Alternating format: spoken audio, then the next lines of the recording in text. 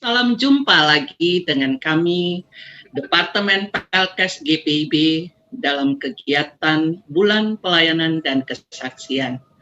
Sebagaimana kita tahu, memasuki bulan Juni, kita selalu ada dengan kegiatan pelayanan dan kesaksian. Malam hari ini, kami akan berbincang sejenak, kurang lebih 1 jam sebelum night call ditayangkan kepada Bapak Ibu sekalian. Sebelum kita melakukan bincang malam ini, mari bersama-sama kita berdoa. Tuhan Yesus, di malam hari ini kami menaikkan syukur bahwa kami ada di ruang virtual ini bersama di YouTube kanal Departemen Pelkes. Kami hendak berbincang-bincang tentang pelayanan kami di Gereja Protestan di Indonesia bagian Barat. Berikan hikmat Roh-Mu yang kudus agar kesetiaan pelayanan itu terus nyata ketika kami diutus menjadi pelayan-pelayan. Berkati seluruh jemaat di tengah kami menjaga kesehatan dan kami tetap sehat. Terpujilah Bapa di surga, dalam nama Tuhan kami Yesus Kristus, kami bersyukur kepadamu. Amin. Ya, Amin. Bapak Ibu, kita bersyukur pada saat ini bersama kita lanjutkan bincang-bincang. Kalau tadi pagi kita mulai 5:30 dan sekarang kita mulai jam 7 malam karena kami hendak menyampaikan berbagai kegiatan dalam rangka pelayanan di bulan Juni ini. Bapak Ibu yang dikasihi Tuhan, hari ini kita melakukan bulan Pelkes untuk mempersiapkan pada pembukaan tanggal 6 Juni di Jemaat Peniel Jakarta. Dan kami berharap Bapak Ibu bisa mengikuti, dan sebagai informasi kami sudah mengirimkan bentuk kegiatan, sekaligus juga jangan lupa ambil bagian dalam pekan bulan Pelkes bersama dengan keluarga-keluarga. Bagus, dalam renungan itu teman-teman pendeta muda di pos Pelkes menceritakan pelayanan mereka di berbagai tempat. Karena itu, Bapak Ibu yang dikasihi Tuhan, kita akan berbincang bersama dengan satu orang pendeta, sekarang sudah Ketua Majelis Jemaat, tadinya diutus juga di pos Pelkes.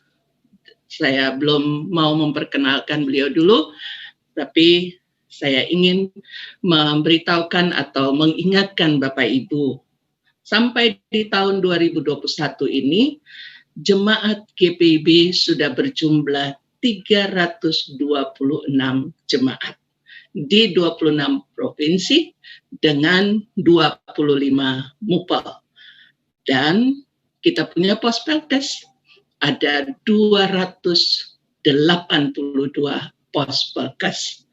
Sama-sama kita melakukan persekutuan, secara nyata kita menjumpai dalam kebersamaan, maka lahirlah pos Pelkes dengan tugas utama menyatakan kabar baik bagi semua orang dan pemberdayaan.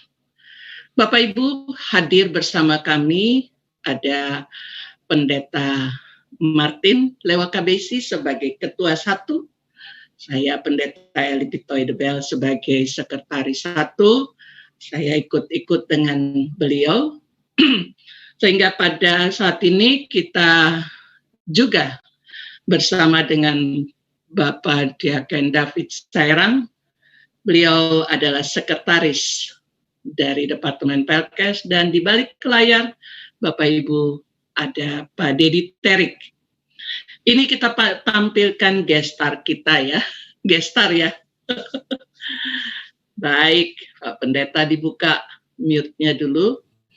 Ya, mari Pak Pendeta silahkan perkenalkan siapa Bapak ini. Walaupun sudah ada tulisan namanya, Bapak boleh perkenalkan kapan Bapak diteguhkan, Bapak pernah diutus di mana saja, di pos mana, dan sekarang di mana. Silakan Pak Banis. Baik, terima kasih banyak Ibu Pendeta Eli atas kesempatannya pada malam hari ini. Saya diundang untuk menyampaikan beberapa hal berkaitan dengan bulan Pelkes GPIB. Bapak Ibu pemirsa setia channel YouTube Pelkes GPIB, perkenalkan nama saya Pendeta Banis Manzai. Saya mengikuti Vikaris tahun 2012 di GPIB Bahtera Hayat Batam. Kemudian setelah itu Vikaris tahun kedua di GPIB Jatipon di Bekasi. Kemudian saya ditahbiskan menjadi pendeta bulan Januari tahun 2014 di GPIB Jatipon Bekasi. Setelah itu saya menunggu beberapa waktu untuk menerima surat tugas dan saya mendapatkan penugasan pertama saya di GPIB Petra Lampung di Kota Bumi, khususnya di 2 pos Pelkes, yaitu pos Pelkes Pakuan Ratu yang sekarang sudah berubah nama menjadi pos Pelkes Gedung Harapan. Lalu kemudian ada pos Pelkes Belambangan Umpu. Itu jaraknya sekitar 7-8 jam dari kota Bandar Lampung. Lalu kemudian saya sudah menjalani tugas di Lampung selama 4 tahun 4 bulan sampai tahun 2019 bulan 7. Itu ada juga pos Pelkes yang baru dirintis, baru saya rintis itu namanya pos Pelkes Rebang Tangkas. Itu sekitar 70 km dari rumah tempat saya tinggal. Itu di Lampung ya Pak Pendeta? Di Lampung, betul Ibu Pendeta. Betul Ibu Pendeta. Jadi saya datang diberi tanggung jawab 2 pos Pelkes, saya pergi, saya beri tanggung jawab untuk orang berikutnya 3 pos Pelkes. Wah, luar biasa. Biar nambah bebannya. Bukan beban itu, berkat itu Pak Pendeta. Baik Ibu Pendeta. Lalu kemudian setelah saya selesai di Lampung pada bulan Agustus 2019, kemudian saya mendapatkan surat penugasan yang baru sebagai Ketua Majelis Jemaat di GPIB Bukit Agape Entikong. Jadi dulunya saya bertugas di perbatasan antara Lampung dan Sumatera Selatan. Sekarang bertugasnya di perbatasan lagi, pas di perbatasan negara antara Indonesia dan Malaysia. Tapi perbatasan ini bukan perbatasan yang dalam lingkup perkampungan, tetapi memang sudah perbatasan yang bagus dengan banyaknya kantor-kantor pemerintahan yang ada di Entikong. Baik, kemudian, Pak Pendeta, baik, Ibu Pendeta, silakan. Saya boleh tahu kenapa Bapak ditugaskan di pos Pelkes malah bikin lagi pos? Kenapa ya Pak Pendeta? Baik Ibu Pendeta, jadi pada tahun 2015 sebenarnya ada di daerah Rebang Tangkas, saya dengar ada jemaat GPIB. Lalu kemudian mereka memohon pelayanan. Saya bertanya, mengapa di sana tidak ada pelayanan? Oh iya, ada konflik begitu. Dan konfliknya tidak terselesaikan. Nah, sehingga warga jemaat GPIB yang berpindah ke kampung itu lalu kemudian memohon kepada GPIB untuk mereka dilayani. Awalnya kita hanya melayani 2 keluarga saja. Nah, lama-kelamaan di sana ada sekitar 18 kakak, 65 jiwa, dan mereka mau bergabung dengan GPIB. Dan mereka mau di sana didirikan pos Pelkes.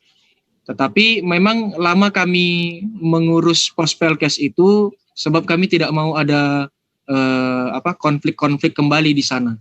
Nah, sehingga pada tahun 2019 19 bulan 2 itu baru kami resmikan setelah pelayanan 2 tahun ke sana. Lumayan sulit karena daerahnya daerah pegunungan. Gitu. Saya merasa bahwa ada begitu sedikit orang Kristen di satu kampung, tetapi kerjanya kok bertengkar terus, begitu saya pikir. Jadi kita sudah sedikit, kita bertengkar, orang-orang Kristen itu malah pindah agama. Ada yang saya lihat udah 2 orang pindah agama. Jadi untuk mereka bilang, Pak Pendeta, supaya mereka jangan pindah agama, tolonglah GPIB menolong kami. Memang kami tahu sulit untuk mendaftarkan diri sebagai warga jemaat GPIB karena sebelumnya pun mereka gereja Protestan juga, begitu ya. Tetapi dengan berbagai-bagai pertimbangan waktu itu dan juga PHMJ di GPIB Petra menerima tahun 2019, lalu kemudian kita dirikan pos Pelkes di sana. Dan pada saat ini ya jumlah mereka ya lumayan semakin banyak dan mereka semakin rajin beribadah. Baik. Begitu Bu Pendeta sejarahnya. Jadi konflik tidak selamanya membuat tidak bagus ya. Baik, begitu Bu Pendeta. Bagaimana Pak Pendeta memaknai itu, Pak Pendeta? Iya, baik Bu. Sebenarnya awalnya ketika saya tahu itu gak sama-sama gereja Protestan, saya tidak mau menyentuh itu, begitu. Karena takutnya saya ada laporan dari PGI di daerah yang menegur. Tetapi dari majelis sinodenya gereja itu sendiri tidak mengurus. Berlarut-larut, begitu. Sampai pada akhirnya saya berpikir dari hati nurani, apakah saya tidak menolong mereka. Jadi saya berpikir lebih baik kita tolong mereka hari ini supaya persekutuan Kristen di sana tidak lalu bubar karena berbagai-bagai konflik.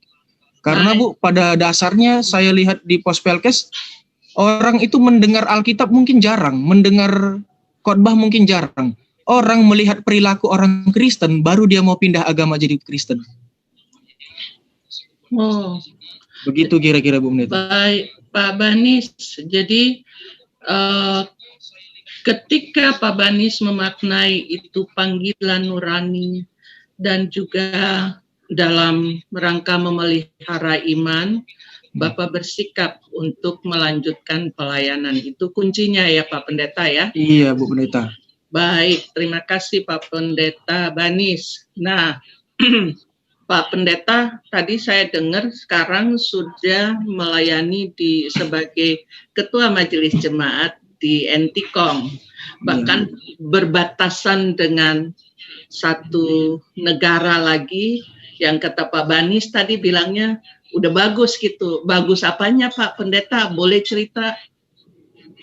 Ya, baik Bu Pendeta. Jadi yang saya lihat di dalam gambar-gambar atau video-video sebelum saya datang ke Entikong, kelihatannya perbatasannya itu ya kurang bagus begitu ya, seperti tidak terawat.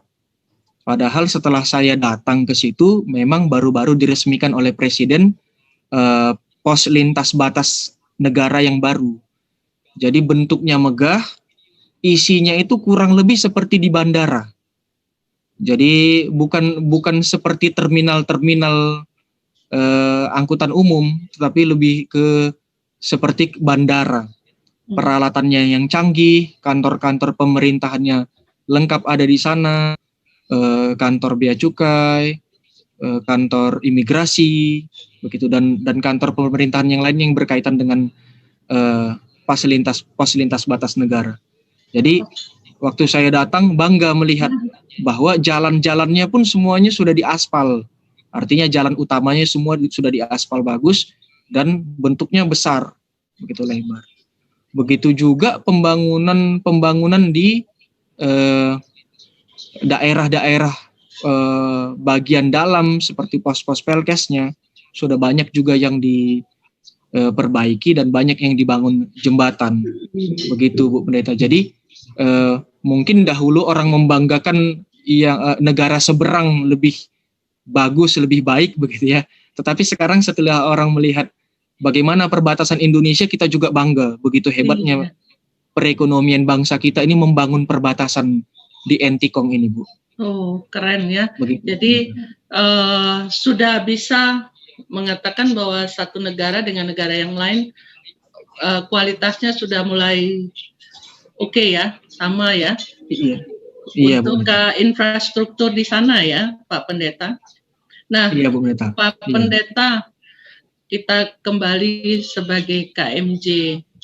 Pengalaman Bapak sebagai KMJ, berapa banyak jemaat yang Bapak urus, berapa banyak model pelayanan apa saja yang Bapak kembangkan di sana. Silakan Pak Pendeta. Iya, baik Bu Pendeta. Jadi saya sudah melayani di GPIB Bukit Agape Entikong itu sudah 1 tahun 11 bulan sekarang. Dan saya melayani satu gereja induknya namanya Desa Semangit. Lalu kemudian ada 10 daerah pelayanan yang lain yang terdiri dari satu pospel. Karena satu pospel ini dia ada di pusat kecamatan dengan jalan yang bagus, mudah didapat.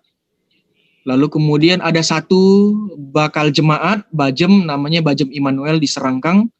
Lalu kemudian ada 8 pospelkes. Nah, 8 pospelkesnya itu 7 pospelkesnya ada di wilayah Entikong Indonesia, 1 pospelkesnya ada di wilayah Simunjan, Sarawak, Kerajaan Sarawak, Malaysia. Jadi untuk sementara ini kita tidak bisa masuk ke sana karena perbatasan negara ditutup. Tetapi kita tetap melayani mereka dengan mengirim file-file khotbah, lalu kemudian mengirim SBU dan SGDK melalui orang dalam juga supaya bisa mereka melewati perbatasan. Jadi ada di perbatasan itu ada jemaat kita juga, Pak Pendeta? Iya, Bu Pendeta, kebetulan ada jemaat kita yang bekerja di sana, jadi kita bisa kirim SBU, SGDK, lalu kemudian spanduk kalau Natal, dengan kita kasih bayar uang ongkos saja. Kalau tidak begitu, tidak bisa kita lewatkan ke sana barang-barang. Baik, Pak Pendeta, dari 10, dibilang tadi ya, ada 10 pos itu, Pak Pendeta, jarak tempuh dari pos satu ke pos yang lain, jika Pak Pendeta punya gambar atau Bapak Pendeta bisa cerita berapa kilometer Bapak harus melayani mereka, boleh ditunjukkan. Ya, baik Bapak Ibu, begitu juga penonton setia channel YouTube Tim Pelkes GPIB, ada gambar yang saya akan bagikan kepada kita.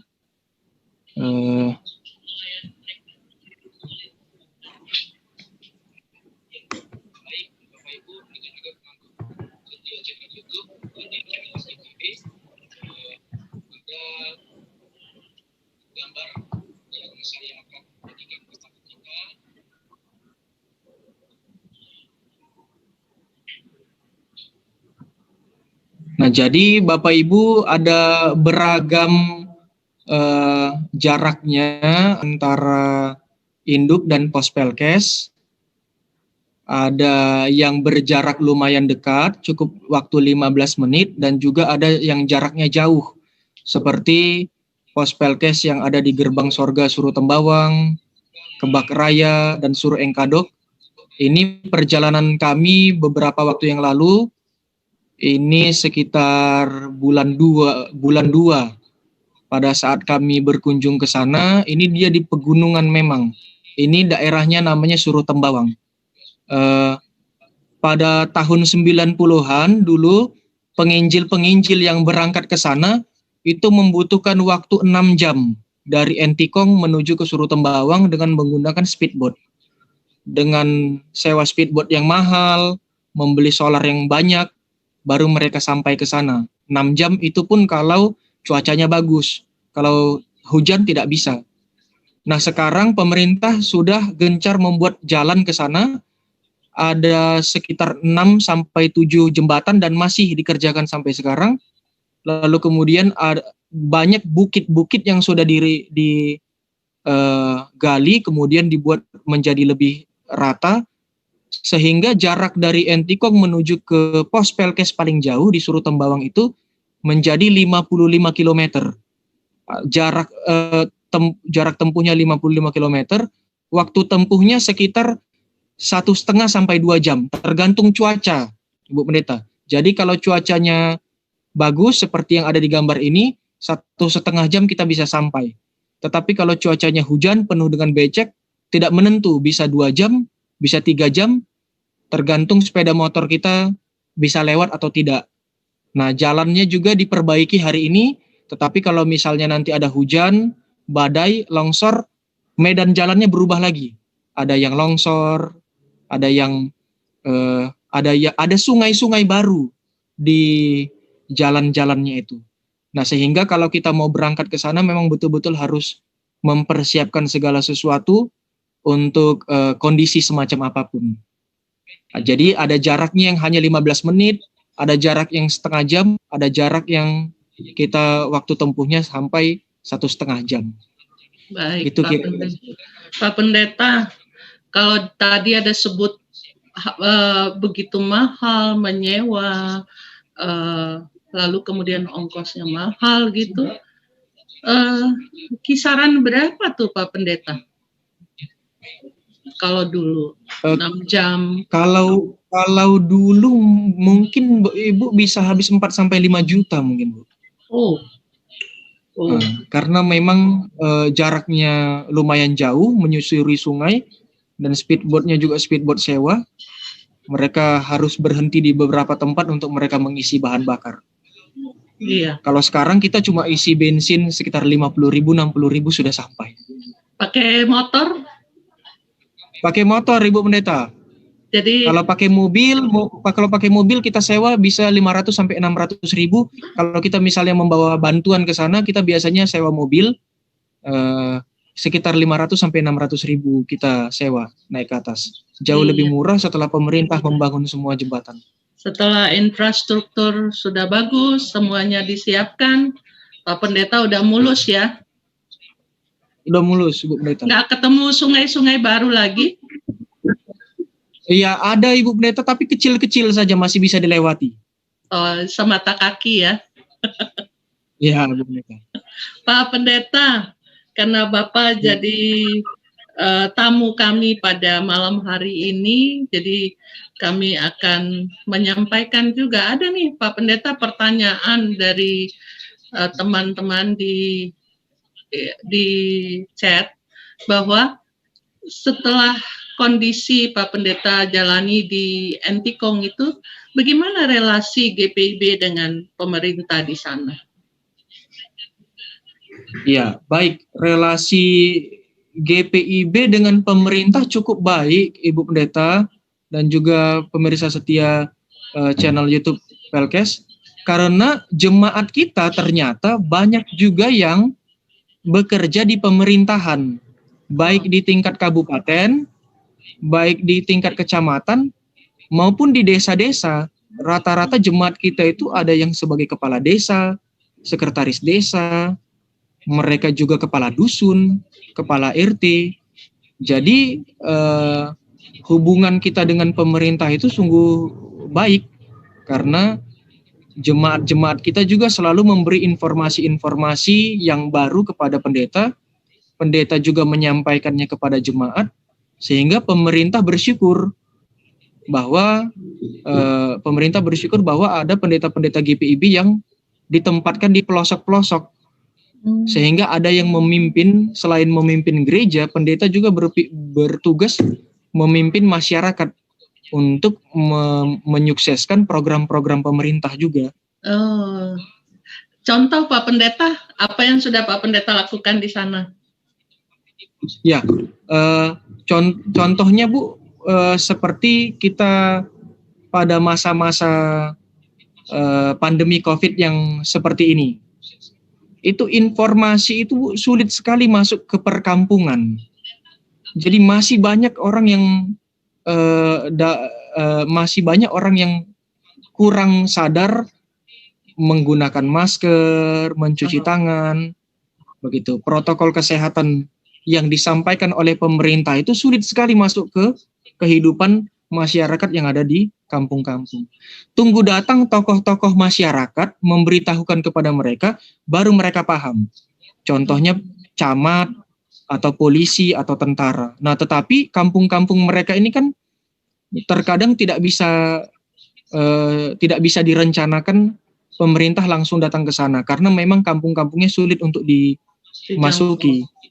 Sehingga cara yang paling mudah adalah pemerintah bekerja sama dengan pendeta, lalu kemudian pendeta memasukkan di dalam warta jemaat, memberitahukan di dalam khotbah tentang betapa pentingnya kita melakukan protokol kesehatan, jangan kita mengabaikan himbauan-himbauan dari pemerintah, karena kalau kita nanti sakit, pemerintah juga yang akan menanggung biaya sakit kita, misalnya kita tertular. Iya. Itu salah satunya, Ibu Pendeta. Oke, Pak Pendeta, sekali lagi tetap semangat ya. Seingat saya bahwa Bukit Agape Entikong itu adalah jemaat binaan dari Agape Cibubur ya. Jemaat. Betul, Ibu Pendeta. Saya pernah di situ, jadi seringkali kita bilang, kita ke Entikong. Oh, rupanya Pak Pendeta menikmati di situ ya. Pak Pendeta, ada dua pertanyaan lagi. Pak Pendeta, kan Pak Pendeta waktu jadi vikaris dilatih oleh UP2M. Adakah ilmu-ilmu atau pelatihan itu Pak Pendeta sudah sampaikan, lakukan di situ, di jemaat dengan 10 Pospelkes itu? Baik, Bu Pendeta. Jadi waktu saya mengikuti UP2M itu ada pembinaan tentang perikanan dan juga menanam di kebun. Yang saya lakukan dulu yang pertama, maaf yang di sini belum, tetapi yang sudah saya lakukan dulu waktu di Lampung. Lampung ya, apa itu? Waktu di Lampung, di Pospelkes Pakuan Ratu atau Gedung Harapan, saya bersama seorang jemaat yang saya lihat perekonomian keluarganya itu kurang. Lalu kemudian saya bilang, mari Pak kita memelihara lele, ikan lele. Lalu kemudian bagaimana bibitnya Pak, bagaimana makanannya Pak. Dia bingung karena ternyata kebanyakan masyarakat yang kita layani ini masyarakat petani. Dan kalau kita ajarkan mereka untuk memelihara ikan itu agak sulit. Maka saya mulai waktu itu dengan menggali kolam bersama-sama. Mari Pak kita gali kolamnya. Kolamnya nggak cukup 1, kolamnya harus 2, bahkan 3, 4 untuk kita sortir kalau misalnya lele itu sudah besar. Lalu kemudian kami cari bibitnya, dipelihara. Ada kegagalan-kegagalan di awal, namun pada akhirnya berhasil. Saya tanya, bagaimana Pak perekonomian keluarga Bapak? Bangkit Pak. Bagus Pak sekarang perekonomian. Ya baik Pak, jangan lupa Bapak kasih persepuluhan juga ke gereja Pak ya. Karena sekarang rezeki. Kalau dulu Tuhan belum kasih banyak rezeki, nggak apa-apa belum. Ada udang di balik sambal ya. Jadi Bu Pendeta yang saya dapat dari UP2M itu begini Bu Pendeta. Ya. Tidak mungkin kita ajak jemaat memberi persembahan, sedangkan kita tidak membuka lapangan kerja untuk mereka. Ya. Yes. Harus ada dulu pemasukan kantong mereka, lalu mereka mau memberi untuk gereja. Jadi mereka menghargai apa yang sudah disiapkan melalui peternakan, pertanian, itu syukur untuk semua yang mereka kerjakan. Pak Pendeta, kita biar nggak bosen, Pak Martin sudah nunggu-nunggu nih. Oh iya, silakan Bu. Pak Martin, Bapak kan sudah menjelajahi 26 provinsi. Pospelkes mana yang Bapak lihat perlu mendapatkan perhatian, Pak Pendeta? Ya, terima kasih Pendeta Eli, Pendeta Banis. Kalau dilihat untuk konteks sekarang dibandingkan dengan zaman saya lah, jangan zaman Pendeta Banis atau zamannya Pendeta Eli lah, 27 atau 25 tahun yang lalu Pendeta Eli dibandingkan dengan yang diceritakan oleh Pendeta Banis memang sudah beda jauh. Ya. Tetapi kalau dilihat kesulitan yang tetap ada, maka itu kesulitan lebih banyak ada di daerah Kalimantan. Kalimantan ya? Ya. Baik jarak, tapi juga bagaimana pola pikir daripada jemaat yang di pos itu dirubah. Sehingga tidak lagi menjadi pola pikir dengan tradisi yang lama, tetapi belajar juga melihat bahwa mereka harus diupayakan untuk pengembangan-pengembangan yang mereka miliki. Kalau bilang Lampung susah, menurut saya tidak terlalu lagi ya Pak Pendeta Banis ya, karena jalan sudah tembus dan seterusnya. Akses yang paling sulit masih adalah Kalimantan Barat, tapi kalau dilihat adalah Kalimantan Utara, Bu Pendeta. Karena Long Nawang Apukaya. Ya harus lewat Balikpapan ke Samarinda naik pesawat lagi kecil, untuk pesawat DAS itu Bu Pendeta yang muat 6-8 orang, baru kemudian turun di Long Apung, baru kemudian naik lagi longboat sekitar 4-5 jam baru sampai di sana dan seterusnya. Ya, jadi memang perjalanan lebih banyak yang sulit adalah daerah Kalimantan, Pendeta Eli. Baik, Pak Pendeta Banis dan Pak Pendeta Martin. Tadi ada jarak 6 jam karena ada jalan yang sudah bagus, maka perjalanan bisa waktunya bisa dikurangi. Tapi tantangan baru yang disampaikan oleh Pak Pendeta Martin bahwa ada wilayah yang memang sulit. Nah, dua hal ini boleh kita pahami.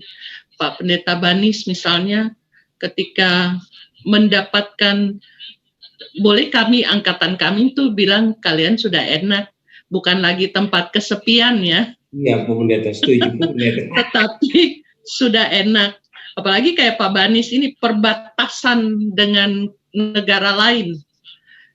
Tantangannya apa Pak Pendeta? Karena itu bicara perbatasan.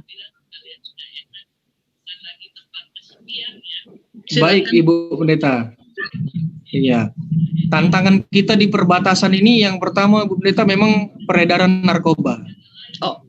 Jadi peredaran narkoba itu cukup aktif terus-menerus, bahkan sampai ke kampung-kampung. Jadi yang dari Malaysia ke Indonesia, saya jarang pernah dengar dari Indonesia bisa tembus ke Malaysia. Karena penjagaan tentaranya ketat di Indonesia dan tentara Indonesia banyak di hutan-hutan. Gitu. Jadi kebanyakan yang datang dari Malaysia ke Indonesia. Lalu kemudian TKI ilegal masih Ibu Pendeta. Maka kami selalu ingatkan di gereja, tolong kalau misalnya mau jadi TKI harus pakai paspor yang jelas. Jangan ilegal, karena kalau ditangkap di sana mahal sekali bayar denda. Begitu. Ya. Lalu hal-hal yang lainnya Ibu Pendeta yang memang menjadi tantangan bagi kami adalah mohon maaf saya harus sampaikan di sini, ada kepercayaan tradisional, kepercayaan tradisional yang kadang-kadang ketika jemaat merasa kurang puas atau kurang cukup penjelasannya dari pendeta atau doanya dari pendeta, mereka kembali lagi ada yang menyembah atau meminta petunjuk dari agama, kepercayaan agama tradisional mereka. Ya. Nah, begitu Bu.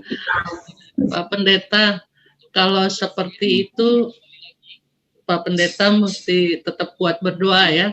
Saya lihat di YouTube itu semua kasih semangat untuk Pendeta Banis, semangat Pendeta Banis, lanjutkan pelayanan. Jadi saya mau menyapa Bapak Ibu yang sedang berada di YouTube Departemen Pelkes. Terima kasih untuk support bagi para pendeta. Secara khusus malam hari ini kita punya tamu Pendeta Banisman Zai. Beliau bisa melakukan pelayanan. Pak Pendeta, tadi kalaupun sebagai pendeta, adakah yang lain lagi yang Pak Pendeta jalani di sana selain jadi pendeta? Tadi Pak Pendeta bilang ada guru, jadi guru kah? Ngajar apa Pak Pendeta? Oh, tidak Bu. Tadi itu ada pertanyaan. Saya kurang bisa memahami juga pertanyaannya. Apakah di sana ada pekerjaan kita sebagai pendeta atau juga bisa sebagai guru? Yang saya ingat pendeta sebelum saya mereka itu juga bekerja juga sebagai guru di sekolah dasar untuk mengajar agama Protestan karena dulu mungkin belum ada pengajar agama Protestan. Tetapi sejak saya di sini sih belum ada undangan dari sekolah. Namun kalau memang ada undangan dari sekolah untuk mengajar di sekolah ajaran agama Protestan, saya tetap siap untuk melayani. Begitu Bu Pendeta. Iya, saya ada Pak Andre Bosdai, dia bilang pola pikir jemaat yang kontraproduktif dengan upaya pemandirian teologi daya dana yang menjadi tantangan di Pospelkes. Apakah seperti itu Pak Pendeta? Makanya perlu sabar, kata Pendeta Andreas Bosdai. Nah, kemudian ada semangat yang disampaikan oleh Pak Boydo, Pak Pendeta Boydo, dan juga kepada Pendeta Martin dalam rangka mengembangkan Pospelkes ternyata perlu upaya yang holistik dan komprehensif. Diharapkan pendeta yang ditempatkan Pospelkes untuk mampu mengupayakan. Nah, ini kita harus punya masukan lagi, artinya kita harus memberdayakan diri kita sendiri, para pendeta ya, sehingga kita bisa menjadi bagian dalam pelayanan. Mungkin Pak Pendeta Martin mau komentar apa yang disampaikan oleh Pak Pendeta Andreas maupun Pendeta Boydo. Ya, Bu Pendeta, untuk jawaban ini kita berangkat dari PKPPG kita, Bu Pendeta ini. PKPPG kita bilang begini, untuk 2015 sampai 2026 adalah untuk PKK secara khusus Bu Pendeta Eli, bahwa adalah meningkatkan kerjasama dengan pihak-pihak terkait, baik pemerintah dan pihak terkait. Untuk apa? Untuk meningkatkan ekonomi jemaat baik di desa maupun di kota. Karena ada di desa, tadi Pak Banis bilang mereka juga ada di kota. Oleh karena itu, melalui unit pembinaan UP2M, melakukan yang namanya pertanian, peternakan, perikanan, perkebunan. Lalu meningkatkan kesadaran. Ini yang paling penting yang tadi dikatakan oleh penanya maupun Pendeta Banis. Meningkatkan kesadaran dan kerjasama antara jemaat agar mampu saling membantu dan melayani di berbagai bidang kehidupan secara holistik. Jadi itu yang tadi mau dikatakan. Jadi membangun kerjasama sehingga jemaat mampu saling membantu dan melayani di berbagai bidang kehidupan secara holistik dan berkesinambungan bagi seluruh wilayah GPW, terutama di daerah-daerah pedalaman dan perbatasan. Ini yang menjadi pegangan bagi kita di GPIB secara khusus. Oleh karena itu, untuk mengembangkan ini, Pendeta Eli, dua hal yang harus dikembangkan. Yang pertama, untuk Pospelkes itu sendiri. Ya. Tadi saya bilang bahwa Pospelkes yang ada sekarang ini tidak seperti yang dulu lagi. Waktu zaman Pendeta Eli, zaman saya 27 tahun lalu atau 25 tahun yang lalu, yang belum ada listrik, masih masak di tungku. Kalau mau pergi ibadah harus pakai obor dan pakai semua macam-macam. Kalau mau pergi ke kota itu perjalanan bisa 2 hari 3 malam dan seterusnya, bermalam di jalan dan seterusnya. Sekarang yang tadi diciptakan oleh Pendeta Banis tadi sudah terjadi.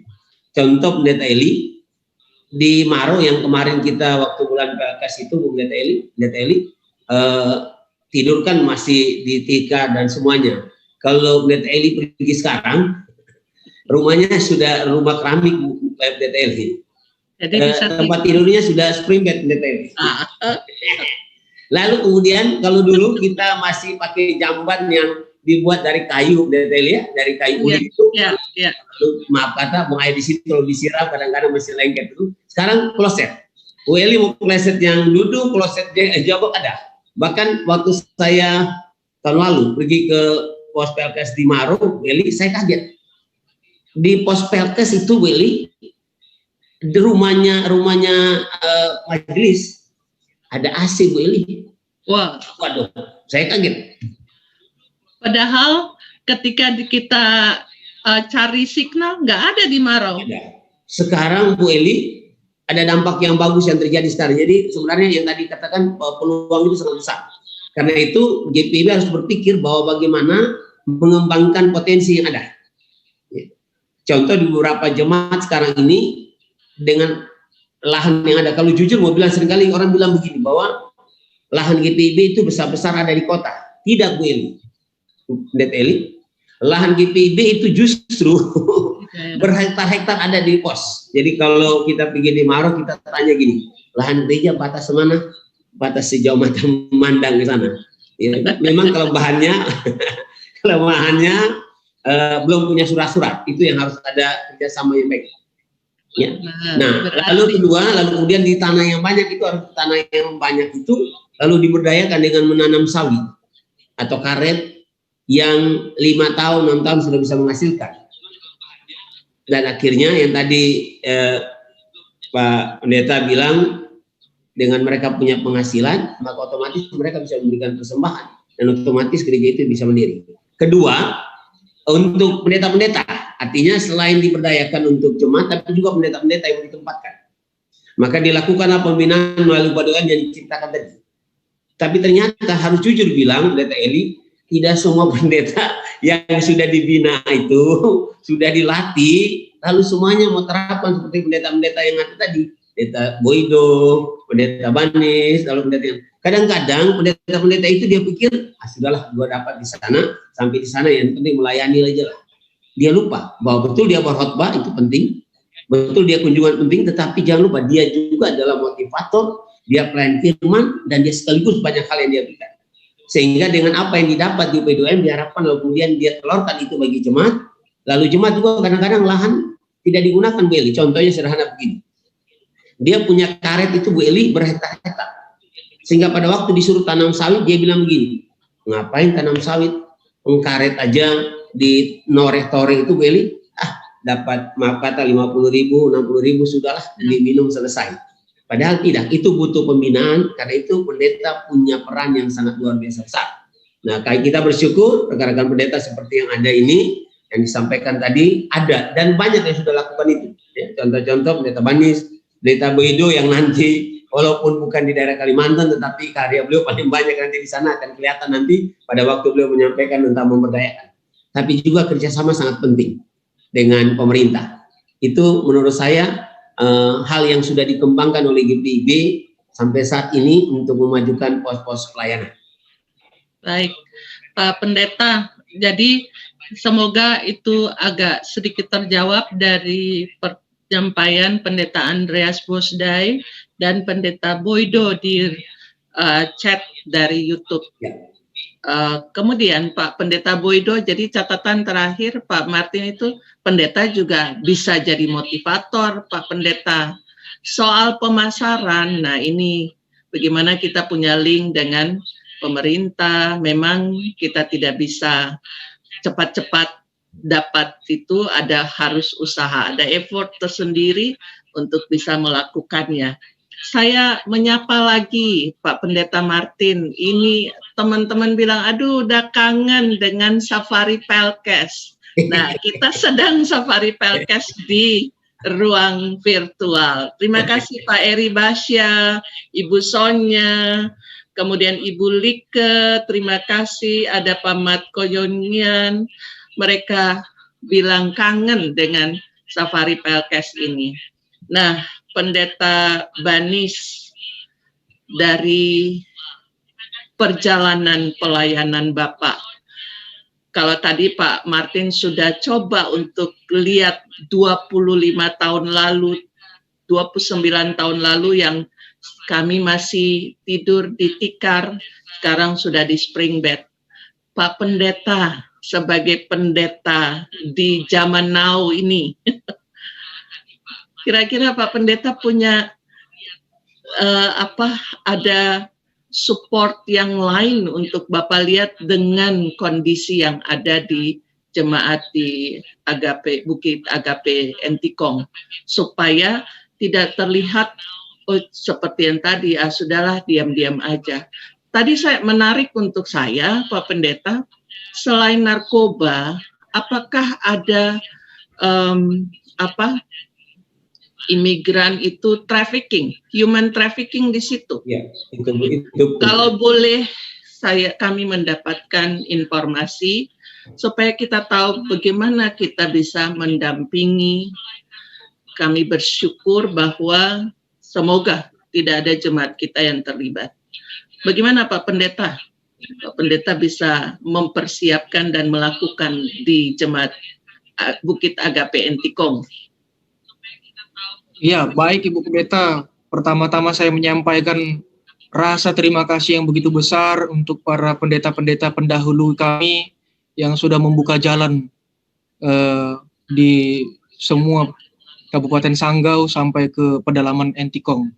Dan sekarang kami menikmati pelayanan ini tidak terlalu sulit lagi dan didukung juga oleh pemerintah yang terus-menerus membangun infrastruktur di perbatasan sampai di kampung-kampung.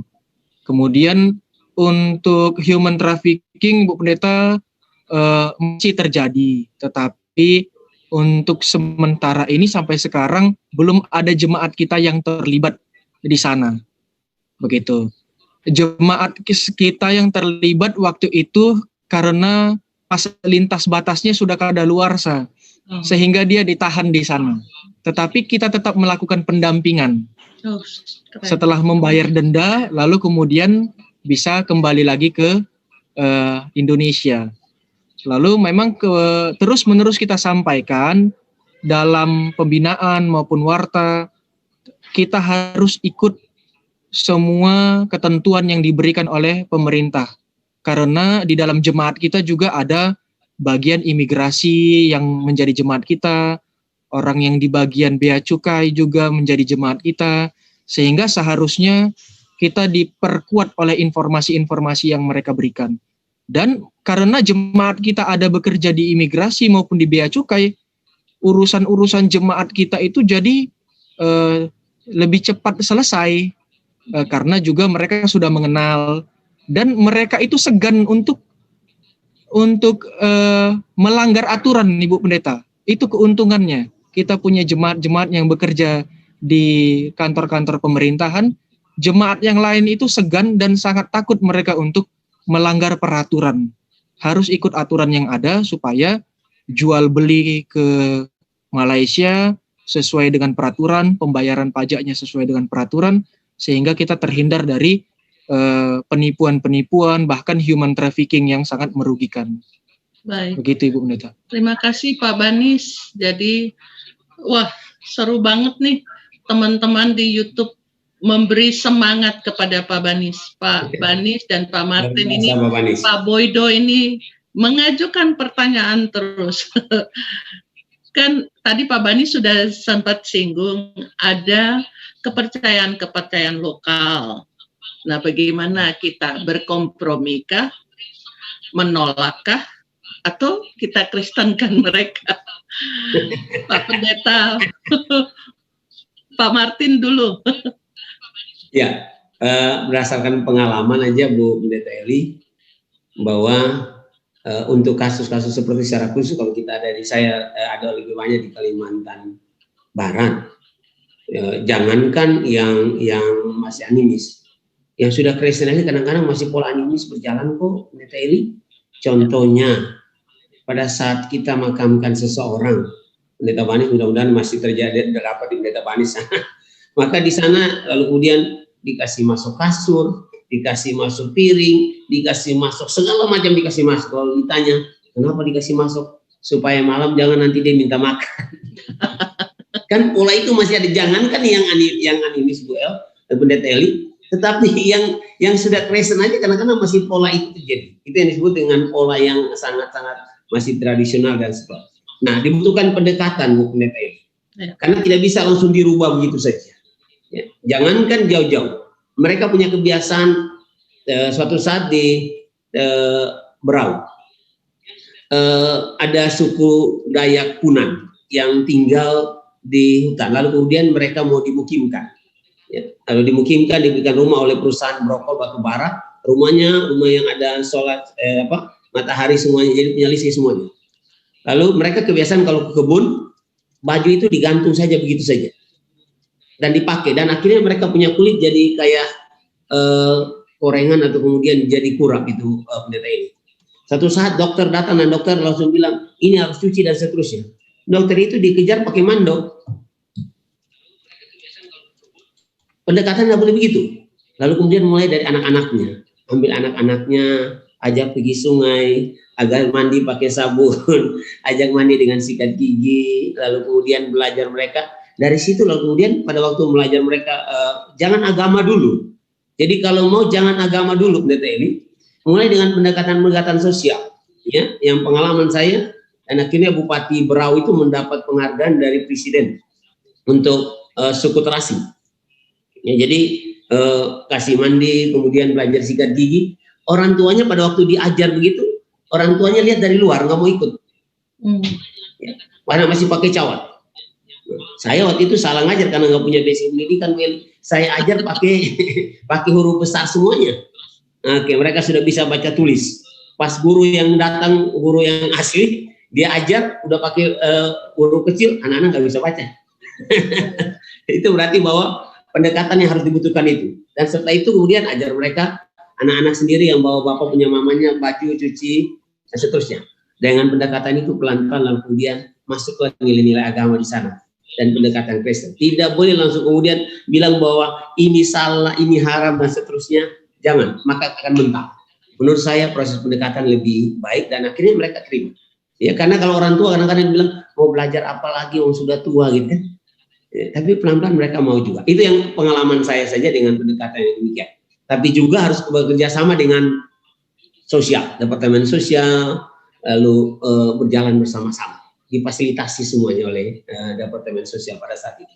Itu Pendeta Eli. Baik, ada salam lagi banyak ini dari Pak Andris, dari Kas Karunia Ciputat, Pak Stanley Karundeng, semua memberikan semangat untuk para pendeta melayani di tempat-tempat termasuk di pos Pelkas. Nah, Bapak Ibu, kita tinggal 7 menit. 7 menit ini. Nggak terasa, Bu Ili, ya? Iya, nggak terasa. Saya boleh memberikan beberapa catatan yang saya tangkap dari penyampaian ini. Pertama, ketika Pak Banis melakukan pelayanan, beliau ditempatkan di pos Pelkas, justru beliau mengaktifkan pos Pelkas itu. Kemudian dengan dasar nurani kebersamaan untuk memelihara iman. Kemudian ya ada potensi jemaat yang beliau kembangkan dari apa yang beliau dapatkan di UP2M. Begitu masuk di Bukit Agape Entikong, wow, beliau agak nyaman sedikit karena jemaatnya ada di pemerintah. Jalan poros, nah, tapi beliau punya tantangan besar adalah ketika dua negara ini dalam perbatasan, infrastruktur sudah dibangun bagus oleh pemerintah, jadi Indonesia tetap jaya ya Pak Banis. Lalu kita harus lihat bahwa masalah-masalah sosial, apakah itu narkoba, apakah itu trafficking, mohon gereja tetap mendampingi sehingga mereka bisa melakukan aktivitas yang positif. Menjawab apa yang disampaikan Pak Martin, dari pengalaman beliau, ketika berjumpa dengan keyakinan lain, jangan cepat-cepat menolak. Lakukan pendekatan secara sosial, lihat apa yang bisa dikembangkan, lalu pasti menjangkau kepada orang tua, keluarga misalnya. Jadi perubahan itu tidak mudah membalikkan telapak tangan. Waktu. butuh waktu. Jadi kalau dibilang perlu penanganan holistik, nih para pendeta yang muda-muda, ayo isilah pengetahuan, isilah motivasi dengan baik, supaya Anda tetap menjadi pionir, sekalipun diutus di berbagai tempat. Begitu, saya punya summary pada percakapan kita. Pak Martin mungkin mau menutup dengan satu refleksi teologi, bagaimana melihat kondisi. Boleh saya screen-nya? Boleh, Eli? Silakan.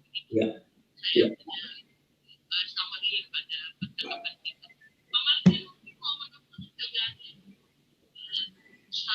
Gereja dan respon. Itu yang saya boleh pakai, Bung Pendeta Eli. Kita harus akui bahwa sebagai bagian integral masyarakat, maka gereja GPIB tidak dapat menutup mata terhadap persoalan dan pergumulan yang sedang terjadi. Sebab persoalan dan pergumulan tersebut juga menjadi pengalaman dan pergumulan sehari-hari warga jemaat, termasuk warga jemaat GPIB di konteks real kesaksian gereja ini. Ya. Karena itu persoalan dan pergumulan tersebut menantang gereja untuk bersikap mawas, introspeksi diri. Apakah ia sebagai pribadi warga gereja maupun institusi sudah sungguh-sungguh mengembangkan kesadaran dan kepekaan terhadap berbagai persoalan sosial yang terjadi di sekitarnya. Atau sebaliknya, jangan-jangan Pendeta Eli, gereja justru cenderung bersikap acuh tak acuh, pasif, kurang berani menjadikan isu-isu ketimpangan sosial dan solidaritas dengan kaum marginal sebagai wadah teologis yang mendasari tanggung jawab gereja, lokal maupun sinodal. Dalam kehidupan bergereja saat ini, kita harus akui tidak sedikit kita jumpai gereja yang mengidolakan kekayaan, serta mendukung gaya hidup yang konsumeristik sebagai tanda berkat. Ya. Bahkan ada pula gereja yang lebih suka menghabiskan sejumlah besar dana yang dimiliki untuk menyelenggarakan kegiatan-kegiatan organisasi pesta, ketimbang membiayai berbagai upaya pengentasan kemiskinan dan membantu pos-pos pelayanan secara berkesinambungan dan terarah. Jangan-jangan GPIB juga begitu. Ya. Karena itu malam ini saya mengajak kita semua untuk belajarlah dari Tuhan Yesus. Coba kita lihat bagaimana pola pelayanan Tuhan Yesus. Tuhan Yesus pada saat melayani, ia memiliki kepekaan, solidaritas sosial yang tinggi terhadap penderitaan, harapan kaum marginal di zaman pada waktu dia berada. Oke. Yesus bukan pribadi yang cuek, ya, yang acuh membiarkan sesamanya berada dalam penderitaan. Selain itu, kepekaan dan solidaritas Yesus merupakan wujud dari imannya kepada Allah yang mengasihi membela kaum marginal. Sikap Yesus tersebut menurut saya harusnya ya menginspirasi gereja GPIB di masa kini untuk berani dan serius menanggulangi masalah-masalah sosial yang terjadi di konteksnya masing-masing. Dengan demikian, gereja tidak hanya menjadi kumpulan orang percaya yang eksklusif, terasing di tengah-tengah dunia. Tapi gereja GPIB dapat hadir dan memberikan kontribusi yang relevan dan signifikan bagi umat manusia dan lingkungan sekitar yang sedang dilanda berbagai krisis, secara khusus tentang krisis pandemi COVID-19. Hal ini hanya mungkin terlaksana jika GPIB bersedia meneladani Yesus yang rela memperjuangkan keberpihakan Allah pada kaum marginal dan bukan hanya dan kepentingan dan kenyamanan diri sendiri. Baik. Itu kira-kira Pendeta Eli, Tuhan memberkati. Terima kasih Pak Pendeta Martin. Sebelum kata penutup dari Pak Banis, saya mau menyampaikan ada informasi dari Pendeta Ibu Heni bahwa Pak Banis bagaimana kebun vanilinya, apakah masih ada? Beliau pernah jatuh ke arah pos Pelkes yang banyak kandang babinya dan tentunya saya diingatkan oleh Penatua David Sairang, kita akan masuk di Pekan Pelkes.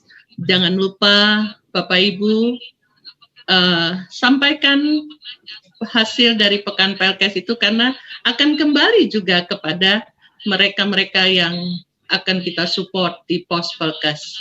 Pak Banis, monggo Pak Banis. Baik Bu, kebun vanilinya sepertinya sudah diganti sekarang jadi kebun kelapa sawit Bu. lebih banyak hasilnya ya. Lebih banyak hasilnya dan cepat Pendeta Eli. Urusnya repot. Baik Pak Banis, ada kata untuk tetap Pak Banis untuk, karena teman-teman bilang begini, terima kasih sharing ini menguatkan kami untuk siap datang ke pos Pelkes. Apa yang Pak Banis boleh sampaikan ke teman-teman? Baik, Bapak Ibu Pendeta, khususnya teman-teman yang masih berjuang di pos Pelkes, tetap jaga kesehatan, semangat, beritakanlah terus Injil Kristus, dalam keadaan apapun tetap harus bertahan, dan jangan lupa juga untuk bersama-sama meningkatkan perekonomian jemaat kita, lalu kemudian nanti kita bersama-sama boleh membangun jemaat yang benar-benar mandiri dan juga bagus perkembangannya.